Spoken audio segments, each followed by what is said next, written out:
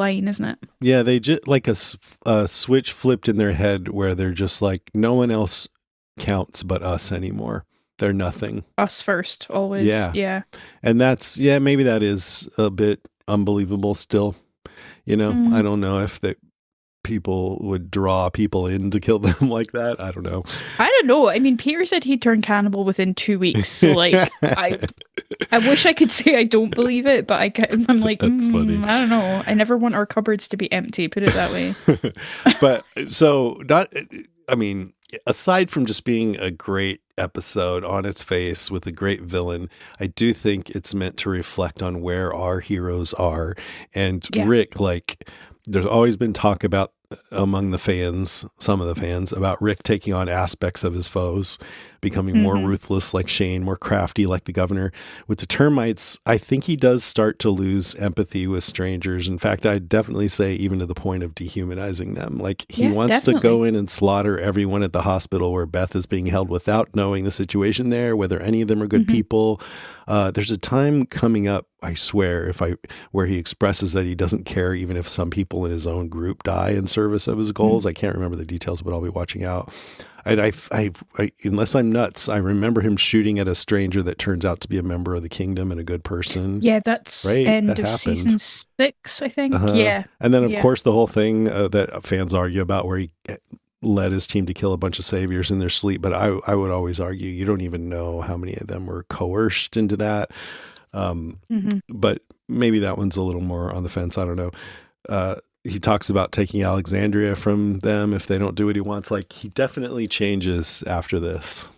Yeah. He loses a tether at this point. Like, I think there's something snaps. And the termites are a warning of that, not what not to become. But I think Rick, by the time of The Ones Who Live, rolls back around and regains all of his humanity and his compassion and empathy. I think that's what that series is about.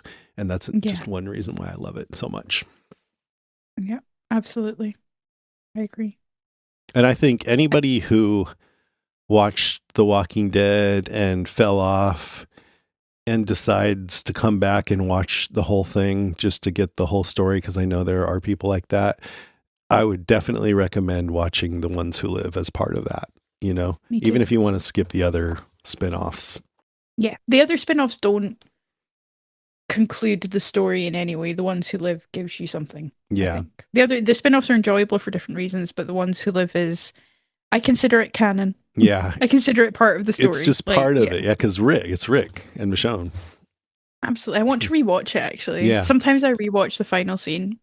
Just because when I'm feeling sad. Again, I'm giving away a lot of like what I do when I'm feeling sad and such. Like, so then I sit down and I watch people getting slaughtered over a trough. Then I watch the end of The Ones Who Live. Then I'll eat some Oreos. I talk to ChatGPT, so that's even more pathetic. So what else? Anything else? Oh, I mean, like all of the things. Let me see if any of them are a cohesive point, though. Oh, yeah. Sasha interrogates Eugene in the train car with the not so subtle subtext of, it seems likely that you will die. And lo and behold, Eugene is quite crap in a fight. Amazing that he makes it to the end. Eugene does his genome speech, which is an excellent fluff speech of how to talk about science to people who don't understand science whilst not actually saying anything at all. It reminded me of this fact I learned this week that I just thought some of our listeners would dig. Do you know who Dexter Holland is? The name sounds familiar, but I don't remember.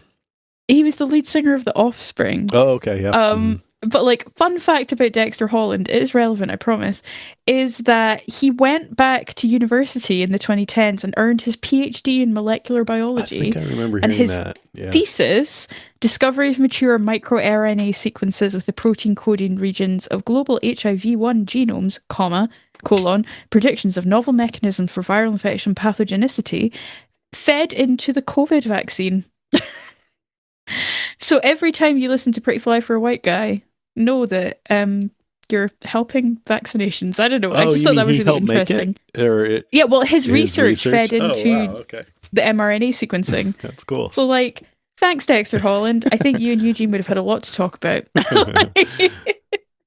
That's amazing. But yeah, I was like, well, maybe it's not that unlikely that Eugene's a scientist. I don't know. But yeah, I like that they are kind of feeding into actually interrogating what Eugene is saying Yeah. rather than just taking And it at he, face value. yeah, and he was crafty enough to just give him a little enough to keep him satisfied. But what I Yeah. got out of what he said was that he was suggesting the ZA started as a weaponized disease, but Hmm. he wasn't clear, I don't think, about whether that was on accident, like released by accident or on purpose. It would be hilarious if Eugene was actually right the whole time and I like he know. did know how to cure it. Do you know what I mean? We're like, Yeah. oh, actually, that did make Yeah, sense. like actually that would have led to a cure. Yeah, you're like, oh shit, man. Shit.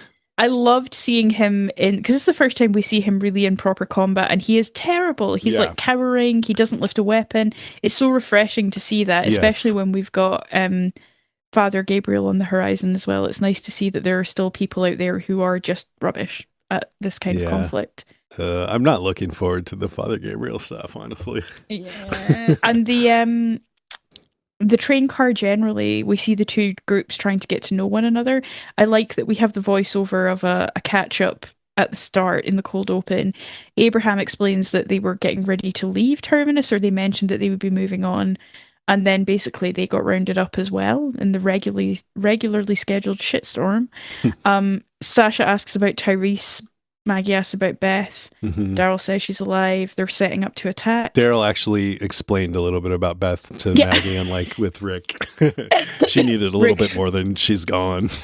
Rick shrugging like, I don't know. Daryl said she was gone. What more do you What want do you from me? like? Like, conversation was done. Like, What word did you not understand? yeah, she gone. And I loved in the dynamics of the group as well. Eugene, Abraham, and Rosita. They don't know this how strong this group is. So like Eugene's trying to compromise the door. Rosita and Abraham are rightfully quite concerned about what's going to happen. But Carl and Maggie are so calm, and Carl's like, "My dad's going to be back." Maggie's like, "They all are," and Maggie says, and she's correct. We need to get ready and fight our way out with them when Yeah, they were they do. right. And Michonne has a peek out and sees one of the dead like fingers coming up to the door, and it's all very cool. I just loved Yeah. it. The groups are integrating, and it's brilliant. What a way to come together. Yeah. I mean, the kind of person that I am, I can't help but think like, it's great, Carl and Maggie, that you ended up being right, but that was just by chance. Yeah, I know, right? You know? 3 weeks later, they're all like, "No, No, he'll be they're back. coming. He'll be back. They're coming." I haven't heard And any sounds out there in a while. No, it's all right. Abraham's like, like, "You sure?" Oh boy, that's probably my last big point. Okay. Apart from, I assume we're going to talk about the ending. Yeah, reunions. So Daryl sees Carol, and that's beautiful, and he So thought he nice. would never see her again, and little does he know they'll be on this great European vacation together. But 15 years in the future, they're in Paris. and I liked, yeah, when Rick said, "Was that you?" to Carol, like, "Did Oh, you it's set such off a that good line. explosion and save our lives? Thank you." That was really It's nice. such a cute, like, I don't know, it's almost like paternal, like, did you do that? Like, Yeah, like, it's good just, but it girl. works. It really works. Yeah, it And really she's like, worked. Yeah. I Yeah, that's did. me. And then Carol's like, you have to come with me. And of course, because it's a TV show, she doesn't say Judith's there. She's just like, come, I Yeah. got something to show you.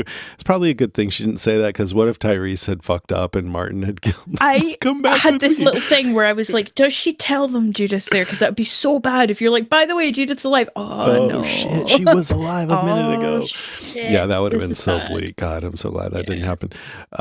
But I remember feeling a lot of emotion when Daryl reunited with Carol the first time, and I didn't feel it as much this time. And I don't know if it's because we've seen so much of them together or what, but Yeah, I think so. I think it's because we know that they're like, fine, right? yeah, I think, We didn't even know if they'd ever see each other again back then, but now we know they're going to be on a European vacation.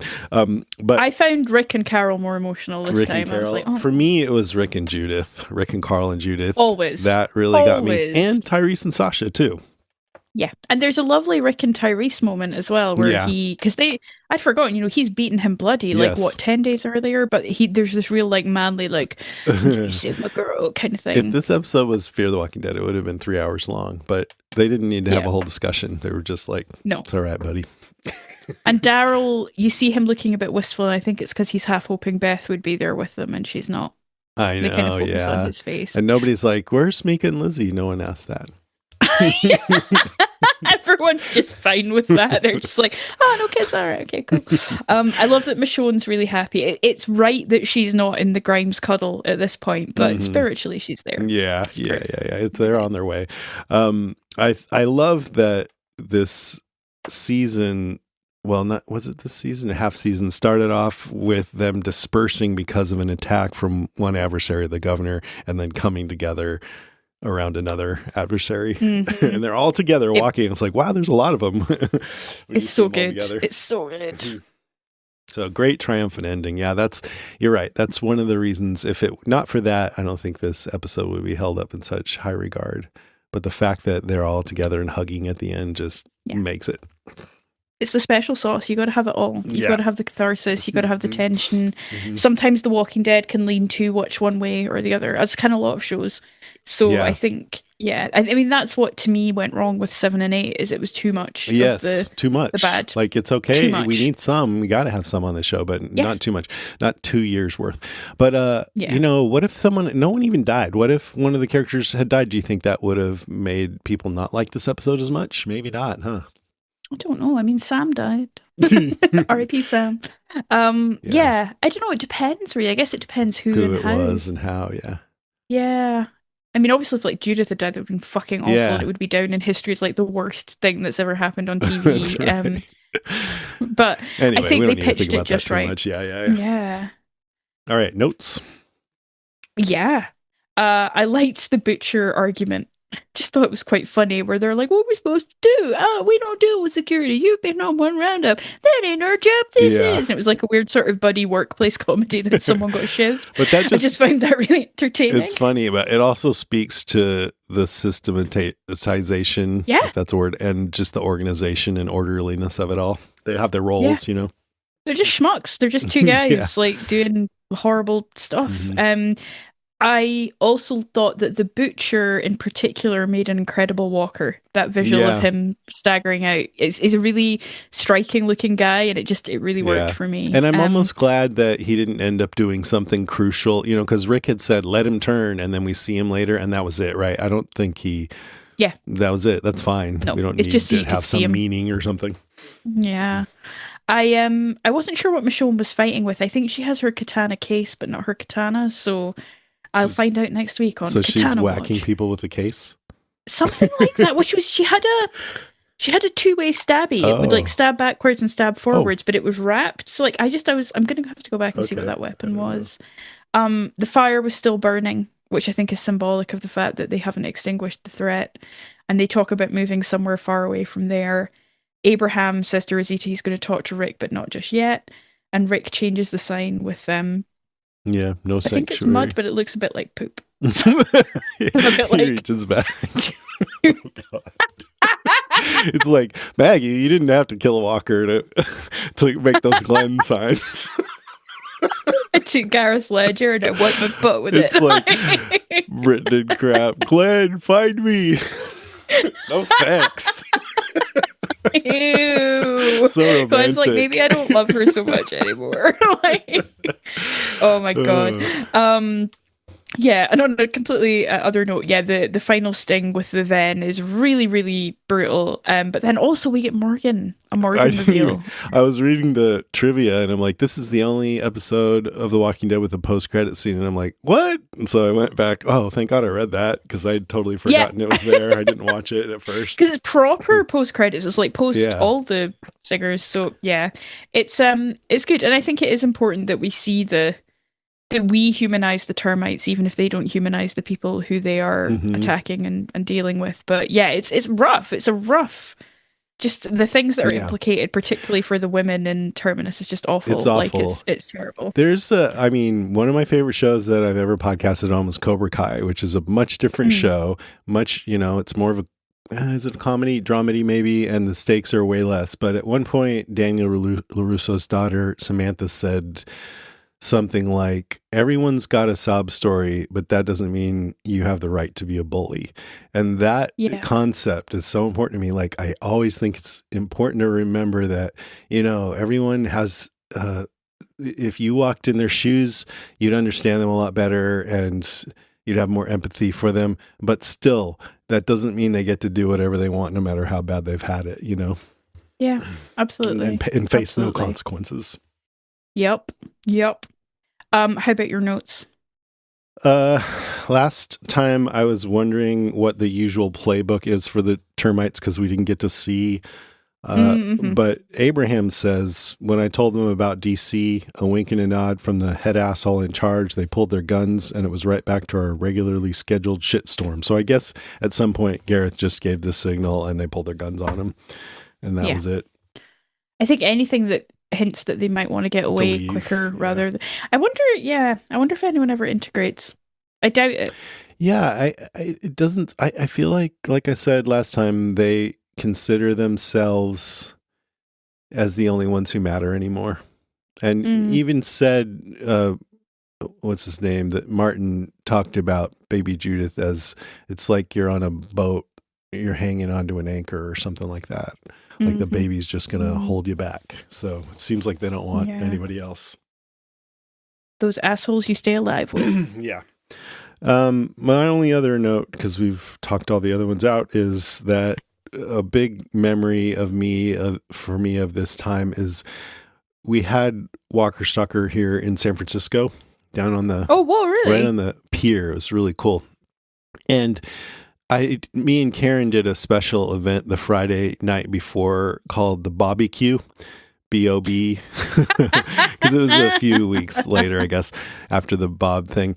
And I went down to the like hardware store and bought a big metal trough, Oh and my we had it God. up on stage, and I got a bunch of fake blood and put it inside. And then there were two couches up there, and it was Eric, Mr. Blog, and me and Karen, and we had Melissa, Hutchison, who played Clementine, and Gavin Hammond, who played Kenny in the Telltale game.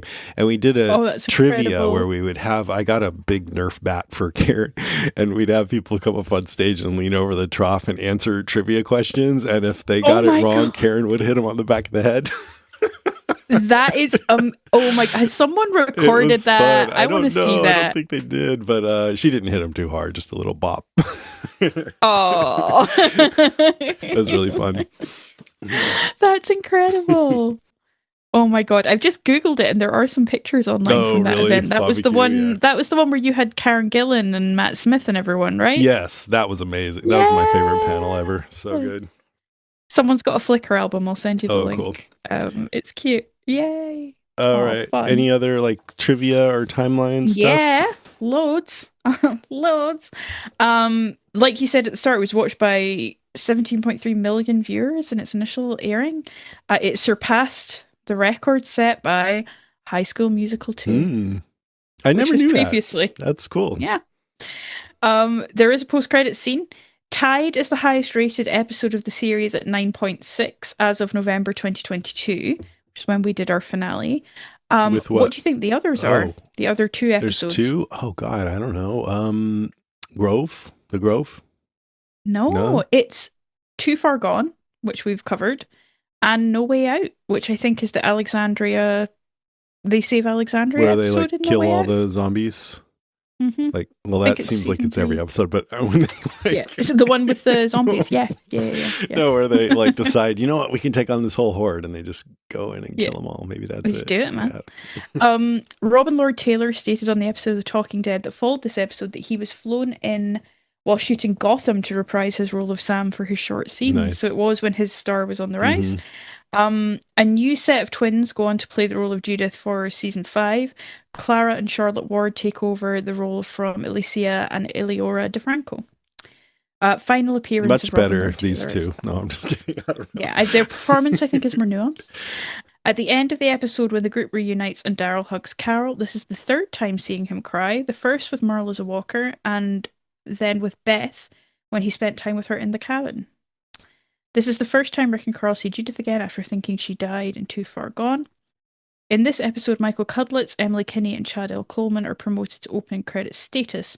Kinney and Coleman are still the only actors to share billing in the opening credits as of 2018, and I think that is still true. I don't think anyone else ever shared billing. Oh, I don't know.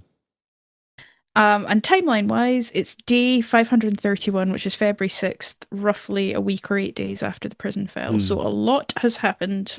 to our friends and heroes.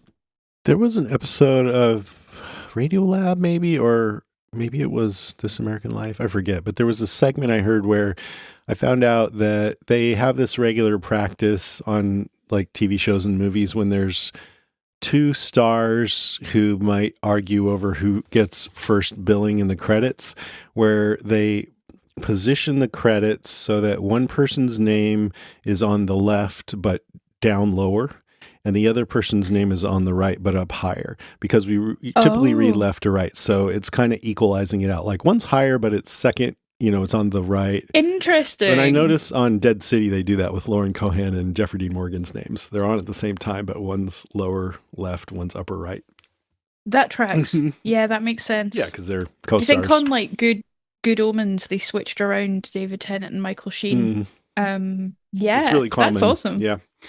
Only on The Walking Dead would any of this shit happen. I can't do better than that. Only on The Walking Dead would any of this shit happen.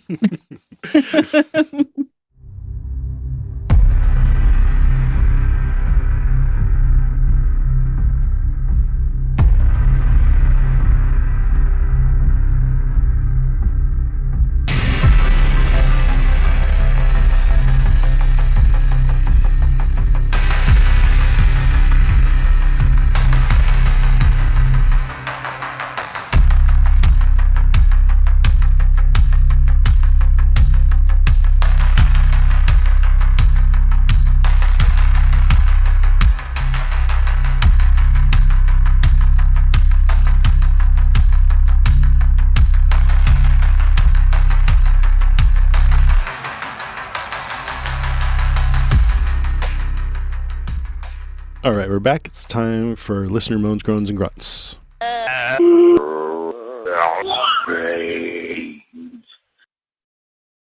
Elizabeth Schmoopy says, Gareth! I She love loves ya! Gareth. Sorry. It just says Gareth. I think she would agree with that. Yeah. Eula Cule from Instagram, or Elecule, I don't know, says, favorite episode of the series, cannot wait. Ooh. Daphne Backman, I know her, says, this is my favorite episode of The Walking Dead. There was so much at stake and the tension was almost unbearable.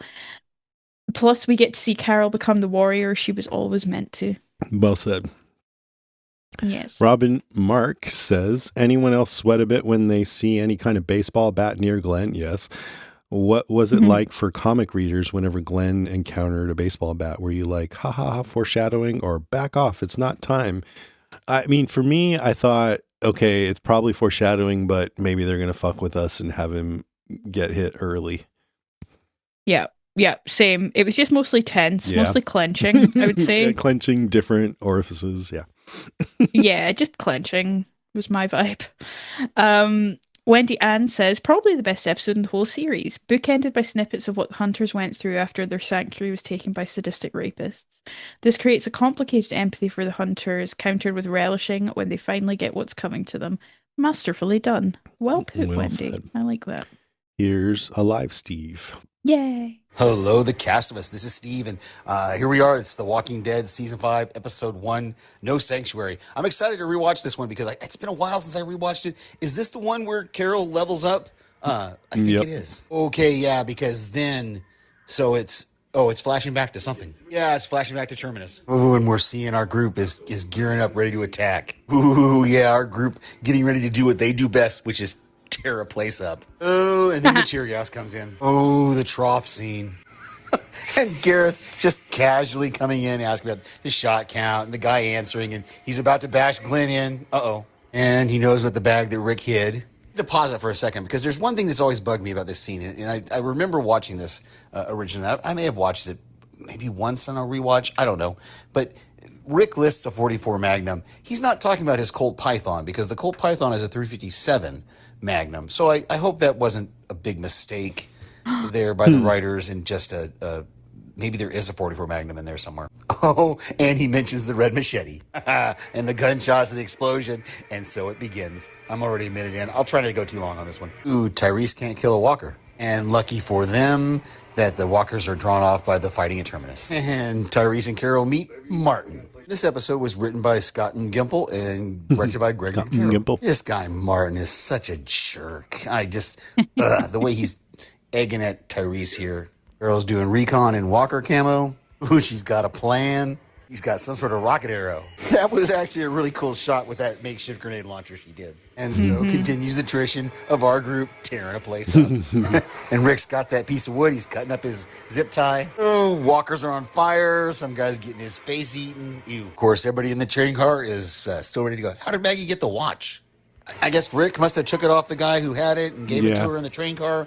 They didn't take it away from them. Oh, and Glenn, still the hopeful one, wanted to release the captives. Oh, but the people they just released, the guy was, he was freaky. We're the same. We're them. Terminites are not keeping track of their bullets now, I'm sure. Ooh, Carol's caught by Mary. Oh, Mary, you're the butcher. You're the cattle. Well, you're dead. Oh, Martin got free.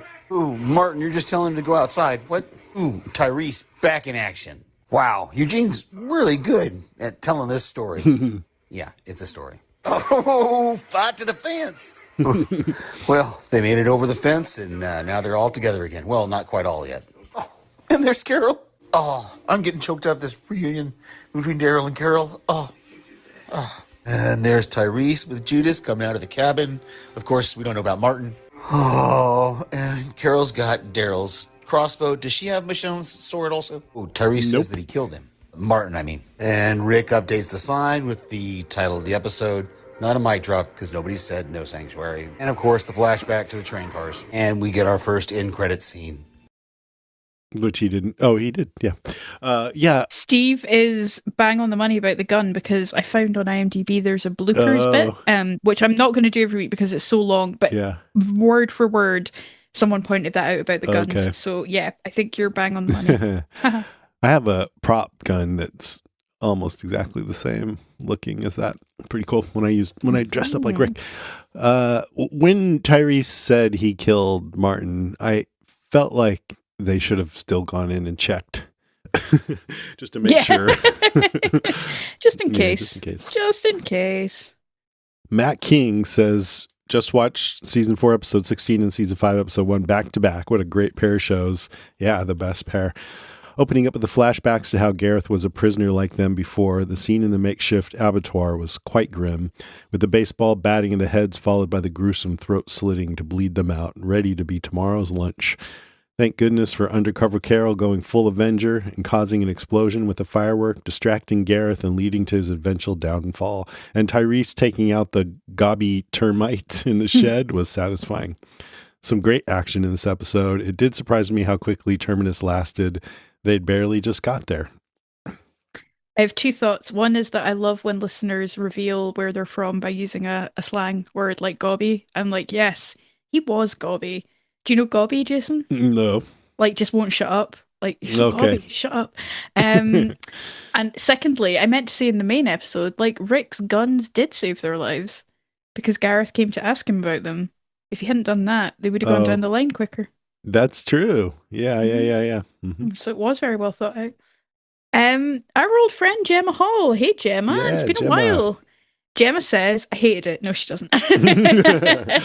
Gemma says, my favorite episode. It's just incredible from start to finish. Rick is a machine. The tension, the gore, the gunfights, Daryl's reunion with Carol, Rick and Carl's reunion with Judith. It's all chef's kiss. Even Tyrese's confrontations with the termite is so unsettling. I remember watching this and feeling every emotion from fear, excitement, and terror, and then joy. Only The Walking Dead can still have that effect on me. I think it's because we love these characters so much and we know them so well at this point. Any loss to come feels incredibly painful. Rick was right, he should have finished the termites off, it cost them dearly later. Although let's not forget Carol blowing up shit. Epic! And the trough scene. Eek! Glenn was lucky, but excellent foreshadowing. Yep. She said any loss to come feels painful, and that's Bob, and that's coming up very soon, I think. Next Tyrese couple episodes. As well, I think. Tyrese is pretty soon after that. But yeah, I guess Tyrese too. I was going to say, it feels much shorter, Bob's time on the show during this rewatch, I guess, because we didn't have time in between. And Tyrese actually does too, but Bob even more so because it is shorter. But he made a big impact for how short he was on the show. He really did. Billy Thompson says, hello, hello, once again. Hope you guys are well. What an opening scene with them all lined up. But why does it have to be Glenn? That's almost whacked. It's always Glenn. Rick still has that fire in his heart in this moment. He still absolutely believes he'll survive, which is why we all love him so much. Even in the most dire times, he believes. Maybe that's one of the reasons I didn't enjoy 7 and 8 as much, because season 7 and 8, because Negan is the only one that's managed to take this belief from him. Yeah, Negan kind of broke him, threatening Carl. He did. Wow, Carol, what an inspiration in this episode. From where she started out to where she is now, single-handedly saving the entire group is phenomenal. One of the best arcs in television for sure. She's so iconic. Blood and guts smeared all over her face, poncho on, assault rifle over her shoulder. I'd love to have a Carol figure looking like this on my Walking Dead shelf. I wonder if they have that. I bet you they do. I think they do. Then the full circle moment when they're finally all reunited, seeing Daryl and Carol together again got me so bad. Do you guys think it's right that it's forgotten what Carol did to Karen and David and allowed back in the group? I think this is because Rick has a different mentality now from where he was in the prison and maybe understands it more now. One of the best Walking Dead episodes for sure, and just an incredibly way to open a season. Can't wait to hear your thoughts. Thanks, guys. Bye. I think it's right. I think she's made her amends. I mean, it's weird that she's made her amends by killing more people, but I think there has also been a mindset shift. I think he's right. Yeah, like Rick has come around more to the you got to do what you got to do way of thinking, and plus she just saved all their lives, including his watching after his baby daughter that he thought was dead. But I still think they should have a talk where he says, "Can you just please, before you kill any of our group, come and talk to me about it first?" Okay. Yeah. And that sounds like I'm being snarky, but I'm not. I would definitely, if I was Rick, have that talk with Carol and be like, before you kill anyone around here that we're looking at right now, come and talk to me first. No stabby without talky. Them's the rules. Sometimes stabby okay, but talky first. And she'd be like, I don't know if I can agree to that. Yeah. You know what, Carol, fair enough. Like, know thyself. All right. Here's a call from Carly. Hi, Jason and Lucy. This is Carly in Santa Fe. So, No Sanctuary, such a great episode. I think it was just really brilliant to start and end with the Sanctuary people and showing why they became the way they did. You know, that they were supporting each other, building community, you know, trying to find a good life in this disastrous world that they're in, and they're just like our group, you know. So it's really poignant there that they turn into what they do, and we're watching Rick, you know, he wants to go back and make sure they're all dead, and that I love that they're continuing to build on that theme. And then it's so fascinating to watch Chad Coleman as Tyrese, because I love the show The Expanse, and he plays such a different character. Like, it's even hard now for me to look at Tyrese and look at what's his name on The Expanse and like, oh, that's the same actor. It's so hard to believe, like he's so different. He's such a great actor, and seeing Tyrese, who's a big man, you know, and he feels small. It's just a great performance. And then, you know, at the beginning, with when they're slaughtering those men and they come to Glenn, and that there's that man behind Glenn swinging the baseball bat. The first time I saw this, I didn't know about Negan, so I didn't know what image that was, and I was like, there's no way they're gonna kill Glenn, you know. And you know, Glenn had plot armor at this point, which I fully support. I support my favorite characters having plot armor. Like, I don't need them to be threatened with death to find the show exciting. And I like towards the end of the series and in the spin-offs, like, that the characters have plot armor. So yeah, I'm bring back plot armor. All right, okay, bye. Oh, Carly.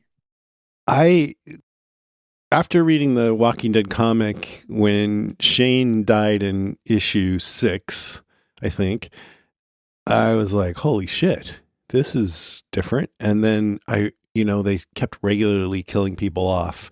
And so that's just what that story was. It was it's a zombie movie that never ends. So you're watching a zombie movie, you're going to expect people to be killed. But when it was such a long story like that, where you get to care about the characters more, then it was harder because you care, but it was also more harrowing. So just knowing that these characters that you care about in the comic could die made it more of a harrowing read. And then that same effect happened in the show. And I was always a cheerleader for that in the beginning, even though it was hard to take because it's just in the DNA of this whole thing. But then, so at this point, even though I knew that in the comic, Glenn didn't die until issue 100 with Negan, I didn't think of Glenn as having plot armor because I knew the show was different than the comic sometimes. And so I was scared. Not like you, Carly. I didn't think that. I thought, oh shit, he could actually die here. And that's one of the things that made me feel like I was going to have a heart attack when I was watching the scene. But then, later in the series, when you did start to feel like, because I think the show, after killing off Glenn and Abraham and then Carl and seeing all these viewers leave, and I think they did decide, okay, we better protect the ones that the ones who live. People like the most. Yeah, the ones who live, exactly. And so then you kind of got to feel that that's what they were doing. And you know what? At that point, I was like, yeah, I've been hurt too much. I'm okay with this shift. Also, Chad Coleman performances, he turns up in season 2 of Girls 5 Eva playing like a really eccentric lunch lord. So like not a lunch lady, a lunch lord, and he only knows how to cook in like catering sized amounts. And he's hysterical in it. He's so funny. I think he has a lot of range. So yeah. Yeah, I mean, I've never really seen him in anything else. I watched the first episode of Expanse and thought it was boring, but I've heard that other people who came to love that show also thought that, and then I should keep going. So if I ever have time, I'll definitely go back. Lots of people I respect say that's a great show. I never watched. I'm not good with space. I'm not that interested. Oh, really? You never watched Battlestar Galactica? No. That's a really good show. Yeah, a lot of people I really like have told me that. I get Star Trek by osmosis, but yeah, I don't. Space tends not be my thing. Although I recently read a really cute book set in space called don't remember the title of the book. It was by August Riley and it was cute and there was a cat in it. That's all I can tell you about it. I will remember the title at some point. I'll look it up before the podcast ends. This has been riveting, thanks. Rinaldi Calixte says, No Sanctuary is my favourite Walking Dead episode, and the Morgan reveal at the end is my favourite reveal of a character on a TV show in history. Though the reveal of John Bernthal, aka Shane, playing a certain Marvel Comics character is second place on my list. Punisher.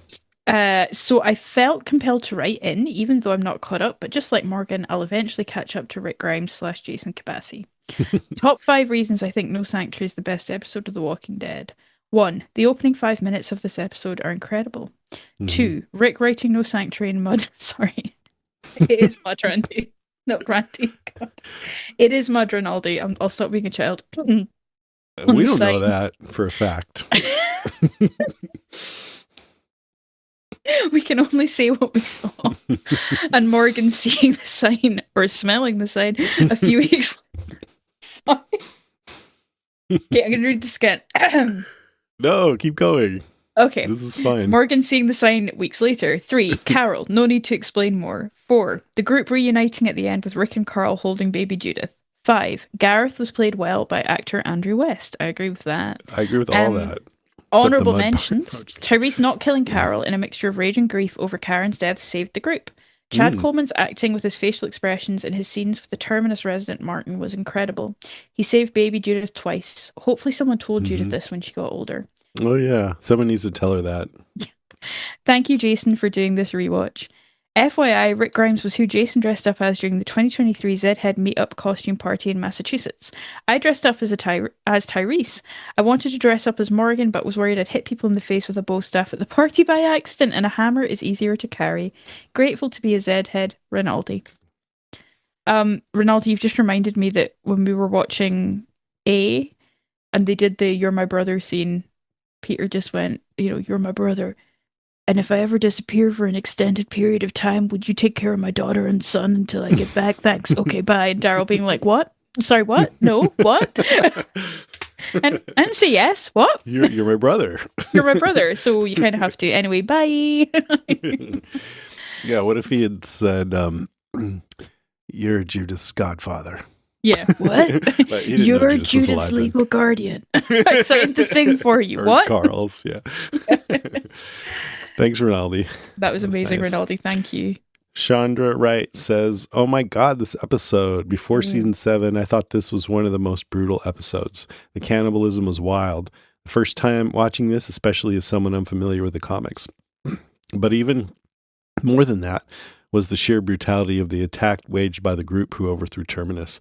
The screams of the women in the episode opener are really disturbing and hard to hear. It's not hard to understand why they would want to close off their ranks and protect their group, but then you think about Rick and his group and how they open up to the kingdom and the hilltop even after going through a trauma. Rick's interaction with Gareth is so similar to his upcoming interaction with Negan. Hello, baseball bat. He even promises death to them both while down on his knees. He's going to be stunned with just how terribly things go with Negan, and I think it has a lot to do with how successful they are in defeating Gareth, minus Bob's leg, of course. Yeah, they got cocky after this and a couple other things. Martin, the character stuck with Tyrese and Judith, always stands out to me. He plays a great villain who's feeling reluctant to be quite so evil that he's willing to hurt a baby or the guy who saves babies. I think he was going to kill that baby. He was coming at it with a knife at the end there. He has some great lines, and something about his delivery made me think he's genuinely Southern and not just playing Southern for TV. Either that or he's a real good actor. I looked him up, and yep, he hails from Kentucky. Oh, I guess you're right. Oh, I think fun. That's awesome. I think it's kind of neat to hear Hollywood's interpretation of a Southern dialect versus the real thing. Finally, well done to the baby actor playing baby Judith. What did they do to make her cry so? She probably just hung out for a while until she started crying. She looked like she really stopped crying and pulled herself together when Martin brandishes his knife. They did a great job with her scene. Have a great week, everyone. Thanks, Chandra. Good to hear from you. Thanks, Chandra. That was the face I liked when he pulled his knife out and she was like, no. Like, oh. Okay, here's a call from Renee. Renee. See what she has to say about this one. Hi, Lucy. Hi, Jason. Listen, trying to watch the 3 episodes back to back and send in a voicemail has been rough. So I only can imagine you guys having to record it and edit. Shout out to you. Shout out to you and thank you guys for what you do. Okay, I don't like Gareth. He looks like he eats people. And Abraham said it best. It was right back to their regular scheduled shitstorm. All the deranged people say the same thing. We did what we had to do. I don't care what happened to them. You know, that doesn't give them a right to eat people like they're sick. Truth. Now, Rick Grimes, that man is tired. He's tired from threat after threat. So, of course, he had to become a savage. But I like my men savage because, baby, I can be a savage too. I always say don't let the smooth taste fool you because I mix the hard with the soft. And Terminus, they were full of straight up cannibals. Every last one of them, everybody was complicit. And I don't understand it because Georgia has wildlife everywhere. Fish, deer, gardens galore. But they still chose to eat people sick. I mean, they had plants all over the place when Glenn and the crew rode through the gates. And those folks were still literally cutting up people like they were cattle so that they can eat them. I mean, you can't get any more sick and twisted than this. But hey, this is The Walking Dead, so yes, you can. Like, how do you go from being normal one day to eating people the next? I mean, what the hell, man? I'm telling you, I can't. Where is their humanity? This is one of my favorite parts. Rick was like, there's guns in it. AK-47, 47 Magnum, automatic weapons, night scope, there's a compound bow, and a machete with a red handle. That's what I'm going to use to kill you with. And is and did. Listen, when Rick's face start twitching and the head tip happens, you better watch out. And it's like every time I see Judith, I wonder how can they keep that baby from crying and making all those googly noises, doing all of that chaos. Now this is officially when Carol became a badass. And Martin, I can't stand him either. He like, I knew the chick with the sword was bad news. B looked like a weapon with a weapon. And the way he said he wanted the kids had after they bled him out, just awful. And the way he was chewing that gum, he irked my freaking soul. Me It's too. like, sir, how did you go from watching football on Sunday and going to church to eating people? That is diabolical to me. And Carol saying, I'm going to kill people. I love it. Carol is straight gangster. And the man that came out the train, he looked like one of those folks, those wolves that was in Alexandria. And I was then when I thinking saw that too. those teddy bears at Terminus, do y'all really think they were eating babies? I know Martin talked about Carl, but babies like Judas, sick and deranged, man. Michonne and Sasha was giving Eugene the side eye like, yeah, right, sir. You sound like you don't have a clue what you're talking about. Listen, when a black woman folds her arm, she is thinking, boy, stop, be quiet. I don't believe nothing you say. Now, Carol and Daryl, they had me in tears, but the icing on the cake was when Rick and Carl's reunion with Judith and Sasha and Tyree's reunion. It was so cute. And this week, my Michonne watch, it was Michonne taking care of Carl, and then that shot of Rick, Carl, and Judith in the background with her, and they was looking like a whole family. Yes. Now let me end this by saying this. People always say when Rick and the crew show up, they bring havoc. You know how crazy that sounds? When most of the communities are full of psychopaths. Now, not Alexandria or Hilltop. They were just weak. But the rest, everybody else, they straight psycho. And let's not forget, Rick is the only one in the group with kids. That's a whole other story. He's not just thinking about himself. He's protecting his children. And I'm right there with him. By any means necessary, I'm going to protect my babies. Rick Grimes, that's my type. And also, I see Rosita took them damn big-ass suits off, or one of those crazy psychos snatched, and whatever the case may be, at least they're off. Alrighty, peace and love. Bye. Bye, Renee. Bye, Renee. Oh, I love it. I could listen to Renee all day, honestly. All day, Renee. Rachel Teal Edwards says, we have reached the pinnacle. The best two back-to-back episodes of the entire series, and more specifically, peak Rick Grimes. The jaw-dropping moment that made him an absolute icon. I hear Tara's voice saying he cut a guy's head off with a sword, but instead it's he ripped a guy's throat out with his teeth. Have we ever seen such a thing before or after? Not just in The Walking Dead, but anywhere? Maybe Yellow Jackets. He goes toe-to-toe with the Claimer's absolute savagery and comes out on top in the most shocking and epic way he possibly could. Rachel clearly doesn't watch Yellow Jackets. Yeah. It's somehow simultaneously totally insane and perfectly reasonable. I love that summary. Anybody would have done that. No, not that. Follow this with the iconic, they're fucking with the wrong people. Not to mention the man is kneeling and bound before a tub filling with blood after he just witnessed the barbaric slaughter of 3 men, one of whom he knew, and he looks Gareth in the eye and tells him what weapon he'll use to kill him. I mean, my god, it's ineffable badassery. But to go straight from the governor to the claimers to Terminus would make anyone start losing their grasp a bit on what is reasonable and sane. I think Rick starts to slip a little. Zero tolerance, zero fucks given, and full aggression from here until the day will come when you won't be. But let's be real, after everything they've been through, he told the group they needed to go finish off the rest of the termites, and every single person told him that was insane. But he was right, damn it. I agree, Rachel. So I don't know. I can't blame him for wanting to take control of any and all situations they find themselves in. Random notes. I love Tyrese, but watching this episode this time around, I think he's barely holding on to his own sanity. However, a dude chewing gum like Martin would literally make me homicidal. I think he's the second most annoying character of the series after that little kid, Sam. Oh, not long to go till Sam. Love Sam. After all these years and so many rewatches, the reunion scene still makes me tear up. It may have hit extra hard this time, having a baby girl just a little younger than Judith is here. Speaking of which, thanks for asking about us, Lucy. We're doing quite well. Here's a photo of my Chubba Bubba. She's so squishy and screechy and fun. We named her Griselda Gunderson. Just joshing. Her name is Caroline. Oh, that's cute. Can I see the photo? Let me see. I don't. Oh, yeah. She's adorable, Rachel. Look at that face. Oh, sometimes I don't know if you say it in the States as well, but you say like a baby's been here before, like they look wise. Caroline looks wise. I know we don't have that saying, but before. she does look like that. She's a Little very cutie. cute little Griselda Gunderson. Little Griselda Gunderson. Oh, she's adorable. Thank you for sharing that, and I'm glad you're all doing well. Yeah, me too.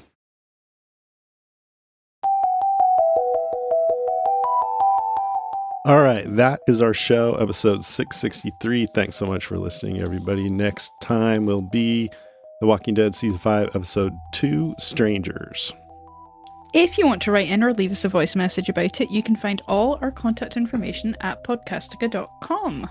All of it. Go check it out. And while you're there, please check out our other podcasts. We're recording this episode early, but by the time you hear it, Alien Earth will have premiered, and we should have our first podcast out about it. The first 2 episodes drop August 12th, so they dropped.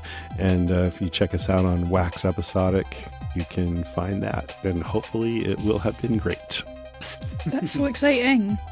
This episode is made possible by Patreon supporters like Danielle, who pledged their support at patreon.com/Jason Kabassi. So thank you to Danielle. Danielle and other patrons get early access to most of these rewatch episodes when we record early enough and I edit it and publish it, sometimes as early as Thursday or Friday the week before. And they're all ad-free, so that's one of the perks. Excellent. All right, that is our show. Thanks for listening. Don't get bit, Elizabeth Schmoopy.